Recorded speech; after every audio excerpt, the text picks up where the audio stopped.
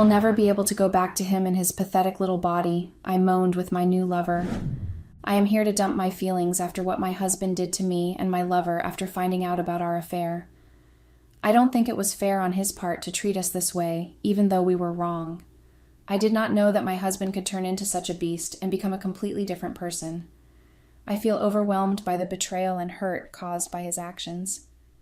I never expected him to react in such a violent and aggressive manner, making me question everything about our relationship. My name is Adeline, age 37, married to James, age 41, for 12 years. We have a 10-year-old, and our life has taken a 360 after having a baby. We had been a compatible couple, but we were never a lovey-dovey one. We had been quite practical in our approach towards our marriage. We never were the kind of people who liked showing affection, and as it was a very convenient marriage, we never once thought of ourselves as the romantic type anyway. Our focus has always been on building a stable and secure life for our family. However, after having a baby, I realized the importance of nurturing our relationship and making time for each other amidst the chaos of parenthood. I could see how having a loving partner would have helped me deal with postpartum and all the new changes in my life. I tried to reason with James about how I was feeling and how maybe a little support from him could help me get out of the rut I was in. We had a very long conversation about it, and even after explaining to him that I was feeling so lost and lonely, James said that our relationship had always been lacking affection, so he suddenly could not become a romantic. I felt hurt and disappointed by his response, as I had hoped for understanding and comfort during a difficult time. It became clear to me that our relationship was not meeting my emotional needs, leading me to reevaluate what I truly needed in a partner. I realized very soon after becoming a mother that I should be expecting minimal support from James in raising our baby and expecting him to be an available father. It was as if I was a one-man show being responsible for everything around the house. I was always tired and exhausted and felt like I was a hamster on a wheel, always trying to catch up but never reaching a destination. I tried to communicate my feelings and needs to James, but it seemed like he was not willing to change or provide more support. Eventually, I had to accept that I needed to prioritize self-care and seek out other sources of support in order to maintain my own well-being while caring for our baby. He told me that earning a living is not something easy, and I should be grateful that I did not have to do that as well. He was providing for the family, and that should be his greatest contribution. I was both shocked and dumbstruck at his high ground that he had taken just by earning a living. I had decided after that day that I would never share my feelings with James anymore. If this was the response I would be getting, then it was better to talk to a shrink than to expect James to understand. It had been 2 years raising a kid on my own, and as usual, James was just our cash machine in all these years. I realized that relying on James for emotional support was not realistic, and seeking professional help might be a better option for me. Despite his financial contributions, I needed more than just financial assistance to navigate the challenges of single parenthood. I went out to meet my friends after a long time. It was like some sort of a reunion to catch up with everyone after college, to know what everyone was up to. I was really excited to meet and know what had been happening in everyone else's lives. I had been living under a rock after my marriage, and this looked like a good enough reason to get out of the house. As we sat down and started sharing stories, I realized how much I had missed these moments of laughter and connection. It felt refreshing to be surrounded by familiar faces and hear about all the adventures my friends had been on since we last met. I was the sexy and cool person in college, but now I could see that everyone was independent and confident. I felt very small when I said that all I did was get married and have a kid. Everyone was shocked to see the way they mocked me and told me that I was just throwing away my life. I looked much older than I actually was. They all talked about how supportive their husbands and partners were who helped them with house chores and raising the kids. They asked me if James was an available partner. I lied through my teeth about him being super supportive and always understanding of my needs. Deep down, I knew the truth about my relationship with James, but I couldn't bear to admit it to myself, let alone to these judgmental women. My facade of a perfect marriage was beginning to crack under the weight of their expectations. After coming home, I cried my eyes out, reliving the pain and how I was just throwing my life away. I decided to take matters into my own hands when our son turned 3. I put him into a boarding school and decided to focus on my own self. I was 30, but I looked like 50 and felt like I was 60 years old. I realized that I needed to prioritize my mental and physical well-being in order to be the best parent for my son. Taking that step was difficult, but ultimately necessary for both of us to thrive. I knew that James would just agree to anything I said about how to bring up our kid. I felt like he did not even want to have this child, but he had no choice, as we got to know about me being pregnant too late, and there was nothing we could do about it. I did not know if that was the reason why he was so disconnected with our son. I had a discussion with James, and I made it clear to him that either our son goes into a boarding school, or he would have to help in homeschooling him. I knew that James would never be willing to take the latter option. I portrayed to him that as he was the intelligent one among the two of us, he should be the one helping in teaching life lessons to our child. I knew that this would work like a charm and help him let me decide what was best for our son. Finally, James gave in and told me to do what I think is best for him and his future. I was relieved that James had agreed to my plan, knowing that our son's education and well-being were in good hands. With his support, I could now confidently make the decision to enroll our son in a boarding school for a more structured and focused learning environment. I was happy to have accomplished the first step in changing my life. Now it was time for me to use my education and find a job to be independent. I decided to do it in secret without James getting to know about it. Once I got a job, that is when I decided to break the news to him. I wanted to see that shocked expression on his face when he would realize that he was not the sole bread earner in the family. I wanted to prove to him that I was better than him. I could take care of the house and also earn money at the same time. I wanted to show him that I was capable of contributing financially and not just relying on him. It was important for me to establish my own independence and show him that I could be successful on my own terms. It was a difficult task to find a job, but I was determined to do it. After a few lows and no responses, I finally heard from a small company who was willing to hire me even without experience. I was jumping with joy after finishing the call with them. Finally, I would be able to be independent and on my own after such a long time. I eagerly accepted the job offer and began preparing for my new role with enthusiasm. This opportunity was a stepping stone towards achieving my long-term career goals. After all the documentation was in place, I told James about me starting to work, as I had a lot of free time now with our son at boarding school. He definitely looked shocked at my sudden news. Very soon, he changed his expressions and told me that he was glad and happy that I was trying to become independent. I could clearly see that he was not very happy with it, but he also knew that he had no say in any of this. I assured him that I would still be available to help out with our son whenever needed, and that this new job would only enhance our family's financial stability. James eventually came around and offered his support, recognizing the importance of my personal growth and career development. I taunted him by saying that I knew my responsibilities and I knew how to juggle multiple things at the same time, unlike a few other people I knew. As soon as I started working, I realized how much I missed being myself and dressing up. I felt confident and strong. I could see the boost in morale working gave me, and within a few months, I became a part of my team who relied on me in making important decisions. I felt like I belonged here. Being with James did not bring as much joy in my life as being at work. I enjoyed being heard and valued. My feelings and opinions mattered, and that was something that had not happened to me in a long time. I found fulfillment in my career that I hadn't experienced before, and it made me realize the importance of pursuing my own passions and goals.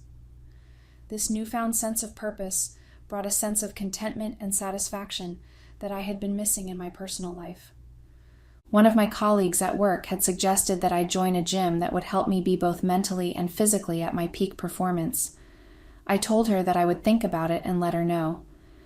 She said that I would look even younger once I started working out, which made me think that maybe this would be another addition to my daily routine, which could help me stay as out of sight from James as possible.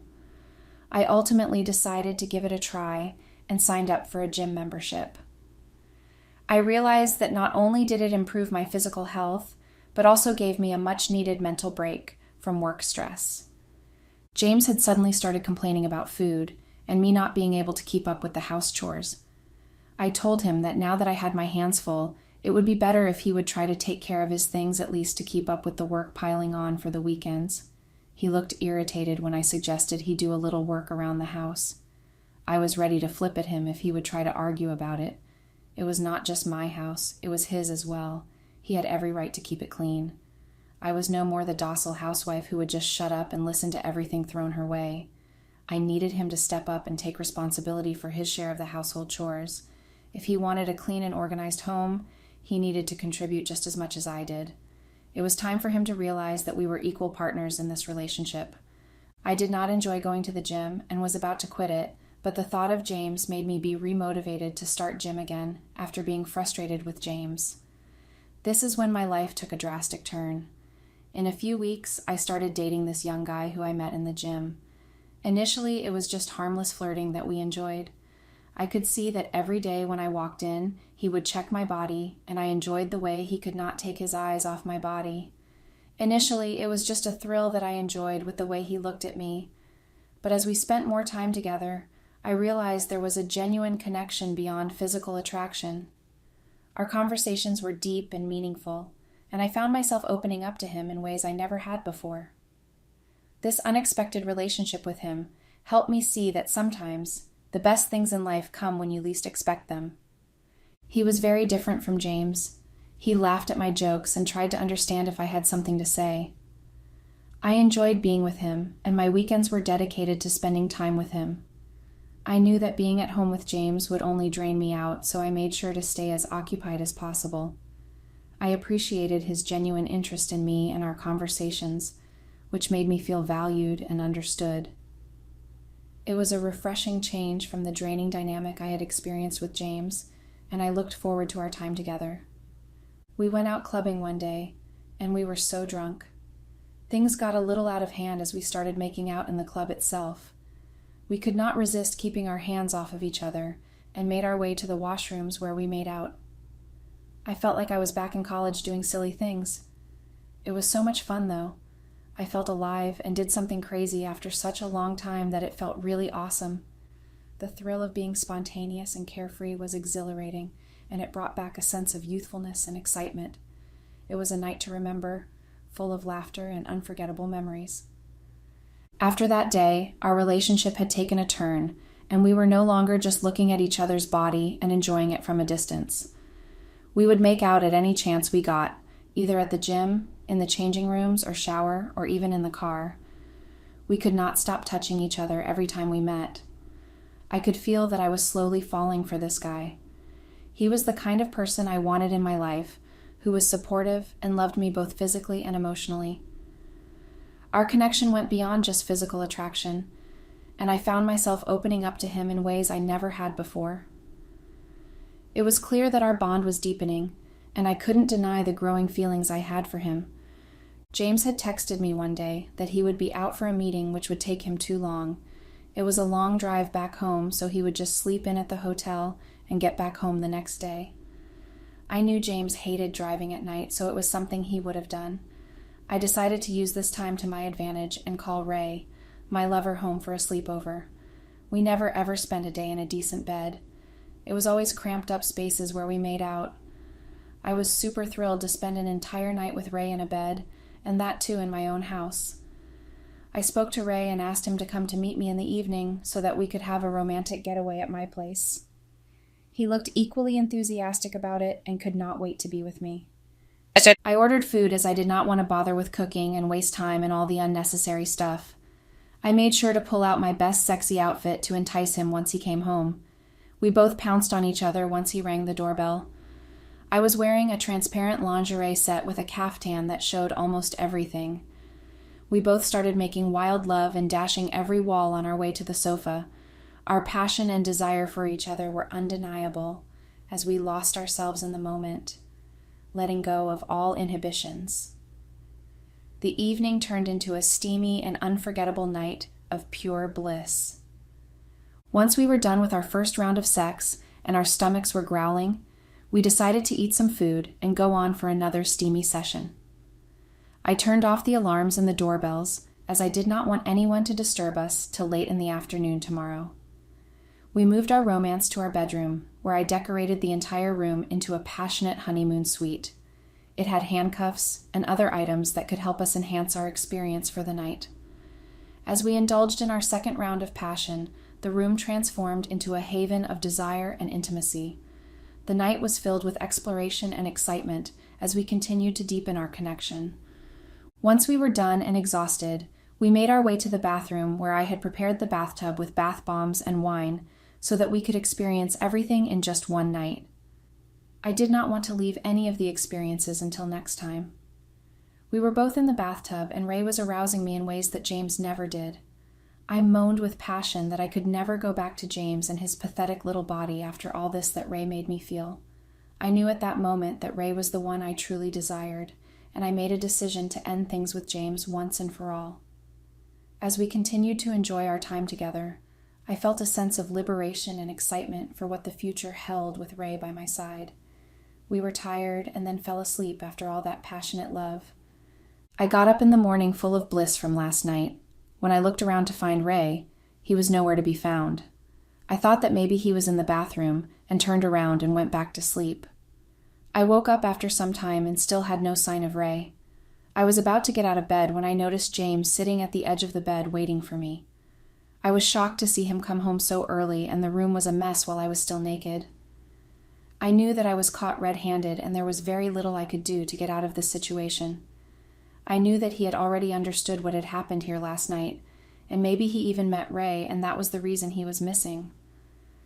I quickly scrambled to cover myself and tried to come up with an explanation, but James just sat there in silence, his expression unreadable. I knew that I had some serious explaining to do, and that this situation was going to be difficult to navigate. I waited for James to start the conversation, as I had no clue when he got back. When James did not even say a word, I asked him the obvious question of when he got back home.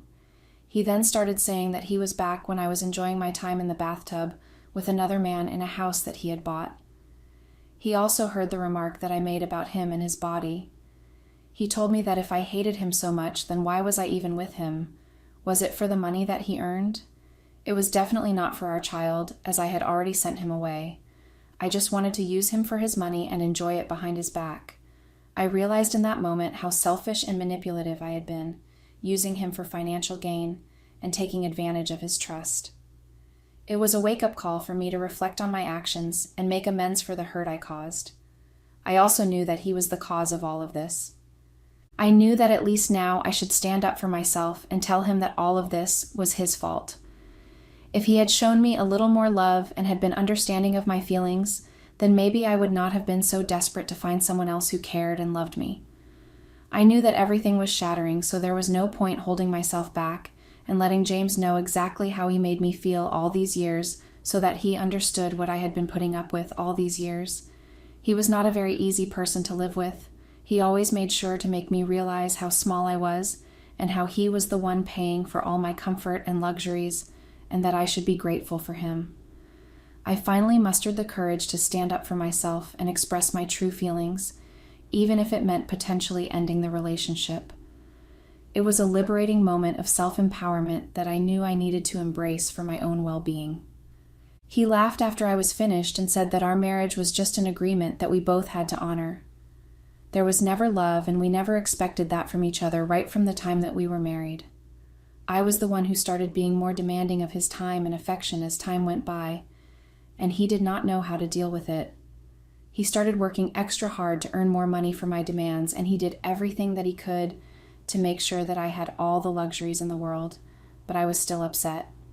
He let me take charge of the house and the baby in my own way, without interfering, and still I was not happy. I then decided to make a complete change in my life and start working, forgetting everything about him and our son. He still put up with all of my tantrums and did not ask me about why I was doing what I was doing. I was too shocked to listen to his thought process of how he made me look like a bad person in all of this.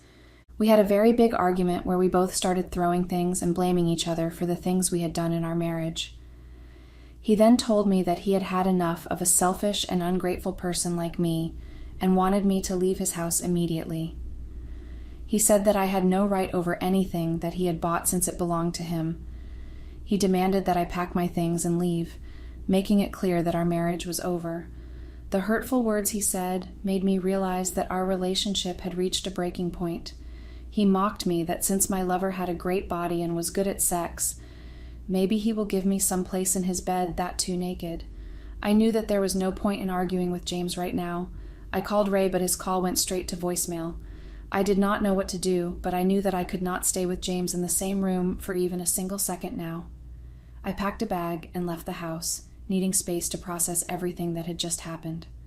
As I drove away, tears streaming down my face, I knew that this was the end of my marriage to James.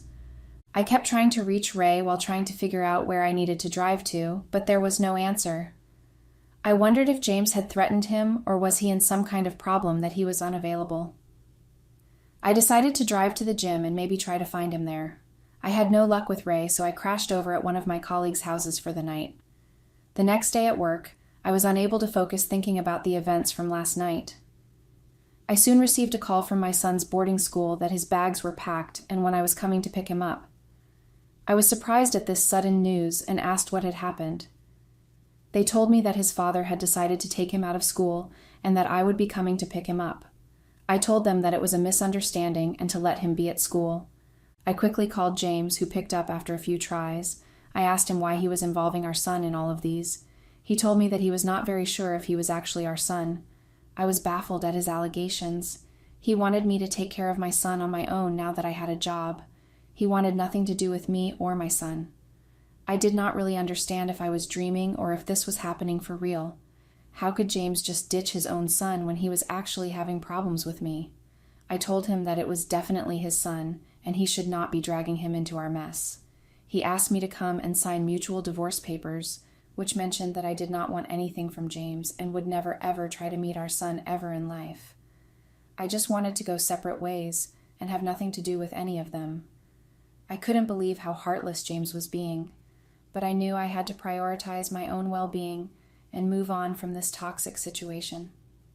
Signing those papers would be like the first step towards a fresh start for me with my lover, is what James told me.